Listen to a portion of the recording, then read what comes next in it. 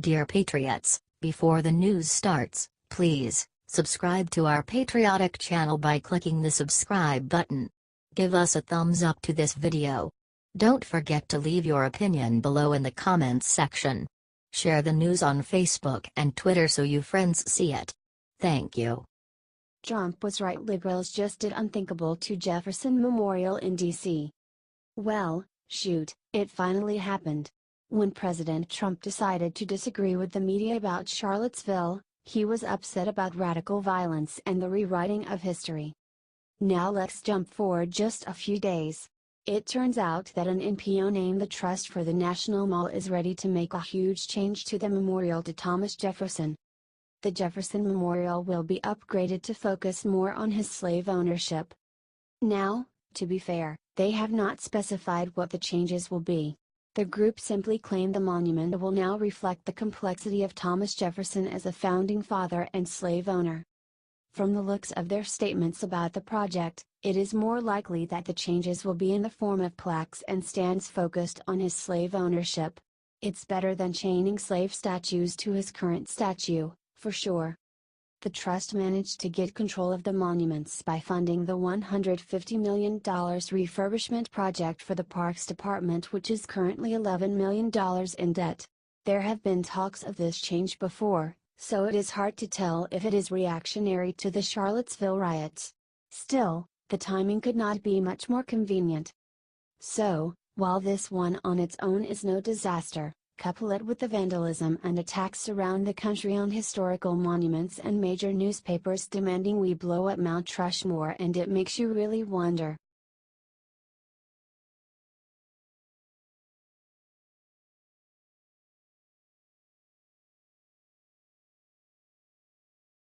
Minutes ago Trump looked right into solar eclipse, then did something jaw-dropping. Big things are coming in this country. Are you ready? Nothing can take down Donald Trump. Not even the sun itself. President Trump decided to challenge the sun today and stare directly into the solar eclipse. He wasn't even wearing protective goggles.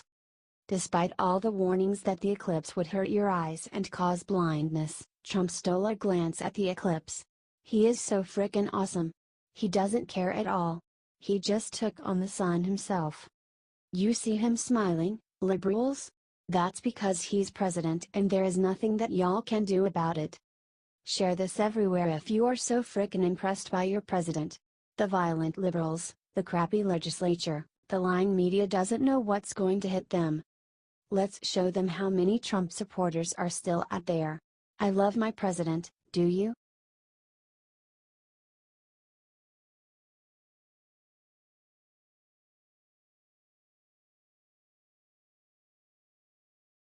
OMG, Antifa just did something so horrifying in Houston that bin Laden would be proud. Well, it looks like the alt-left is finally following in the footsteps of Al-Qaeda. An Antifa member in Houston, Texas designed a homemade, chemical bomb and was caught by police setting it in public. The would-be terrorist was a 25-year-old named Andrew Shanek who built a liquid explosive device and was planning on using it to blow up a Confederate statue of Lieutenant Richard Dowling. Luckily the attack was impeded after police found the bomber setting his device up at the base of the statue on Monday night.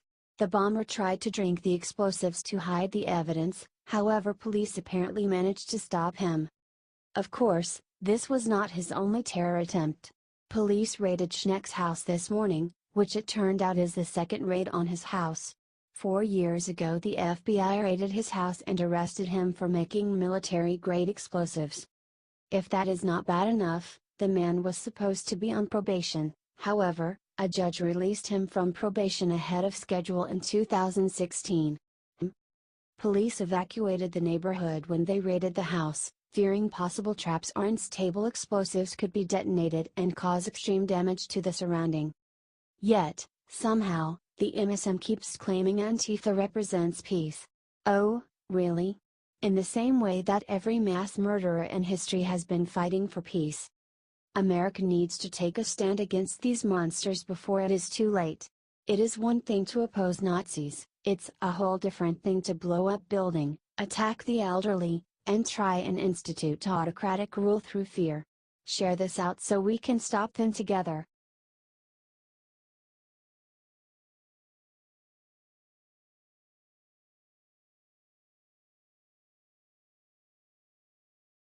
CNN just did something heartbreaking to cover up Antifa's crimes.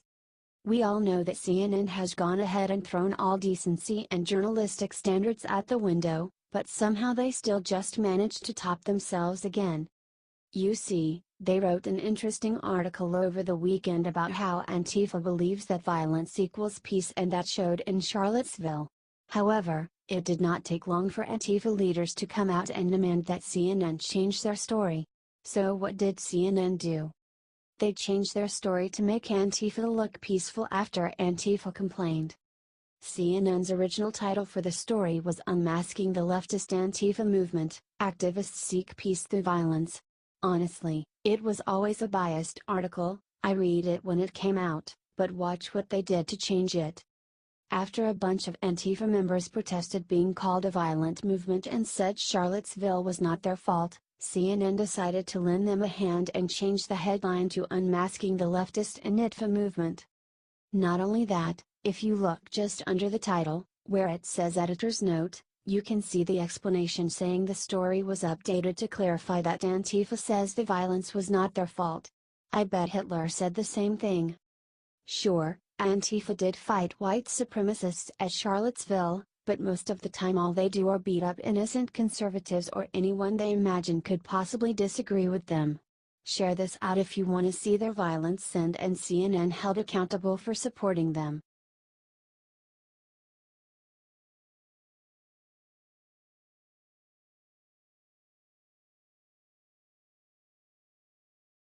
This GOP senator just stuck a knife in Trump's back and the shocking video is going viral. President Trump may have a lot of work to do before the swamp is drained, but certain party members are making it much easier to choose who gets the boot. GOP Senator Susan Collins, Republican Maine, showed the world where her loyalties lie on Monday, using an interview with MSNBC's Hallie Jackson to gripe about our president and drop a bombshell regarding the 2020 elections. When asked if she believes President Trump will be the party's nominee in 2020, Collins offered zero support for Trump and his administration, even to the point of admitting that it's too difficult to say.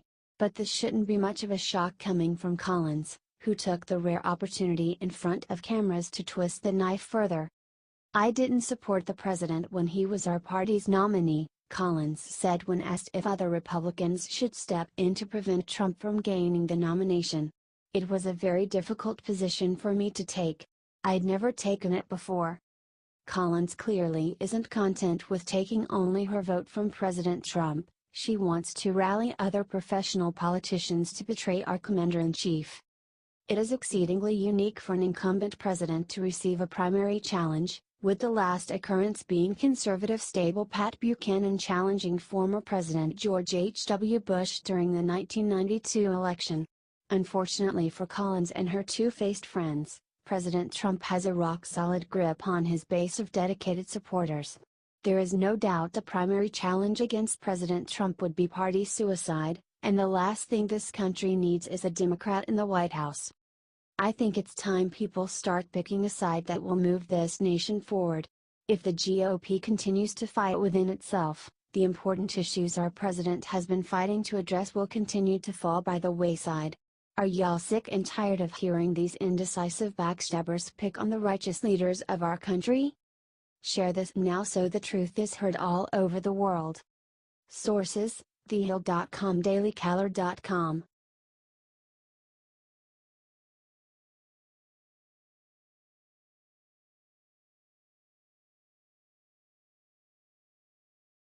If Trump tears up the deal, Iran's Muslim leader just made disturbing threat to America. Former President Barack Obama, whose father was from the Muslim-majority country Kenya and who grew up himself in the Muslim-majority country Indonesia, spent his time in office apologizing to foreign countries for Republican President George W. Bush's actions and appeasing countries in the Middle East.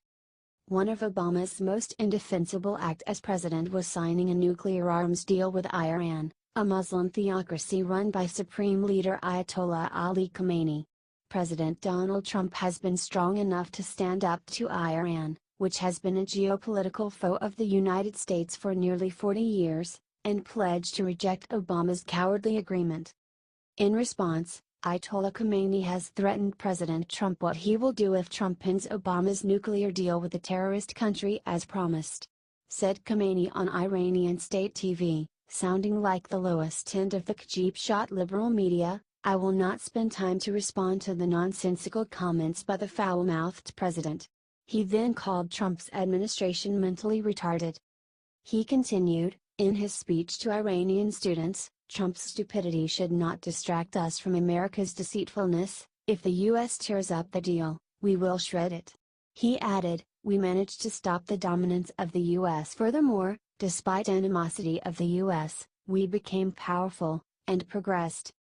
Anti-Semite Khomeini claimed that the United States was an international Zionist agent because it supports Israel, and then vowed, "Everyone should know that once again America will receive a slap in its mouth and will be defeated by Iranians." Are you glad Trump is standing up to this terrorist leader?